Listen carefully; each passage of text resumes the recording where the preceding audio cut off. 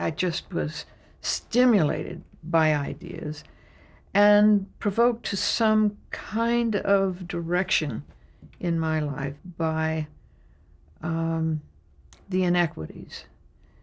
It was my first experience of the Black community, of which, I mean, there wasn't a Black community, but there was a very dramatic moment in my freshman year that propelled me more than anything else. It was an experience, not in a classroom, and experience is the best teacher anyway. I loved college and I loved the studying. I was a very good student. I'd been a good student all my life. I was valedictorian in high school, and it wasn't an award. It was just, loved learning, just loved it. Can you talk about that experience? Yeah, I was a freshman. It was my freshman year. And I had 2 jobs. One of them was a waitress in the dormitory, the women's dormitory. And I had the first shift, in my dorm, or my hut mates, as we called ourselves, were at second shift dinner. And I would come home. I was desperately homesick. I mean, literally understood that sickness for home was physical, tangible.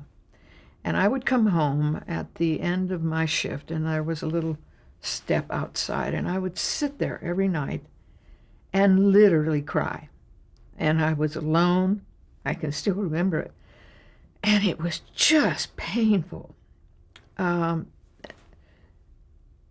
Corollary to that, I was auditing a senior class as a freshman in the School of Religion. And there was a wonderful guest lecturer by the name of Howard Thurman, a very noted Black theologian, a noted theologian who happened to be a Black man. And he mesmerized me. Each day I read still some of his books. And he opened my sense of his differentness, and yet the humanity of this man was just immeasurable. He really affected me deeply. And as I sat on those steps each night, I thought I was alone in my tears, but I began each night to notice that I was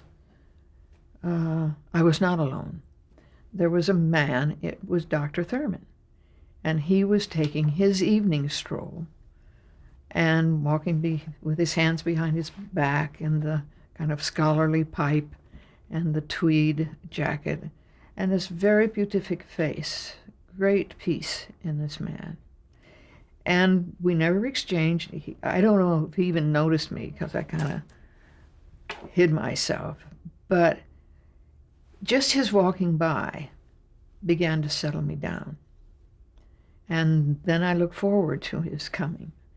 And then the hurt began to ease. And without ever exchanging a word, this man brought a sense of healing. Of course, I would go to class and I would know who he was, and then I thought, wow, I'm really lucky.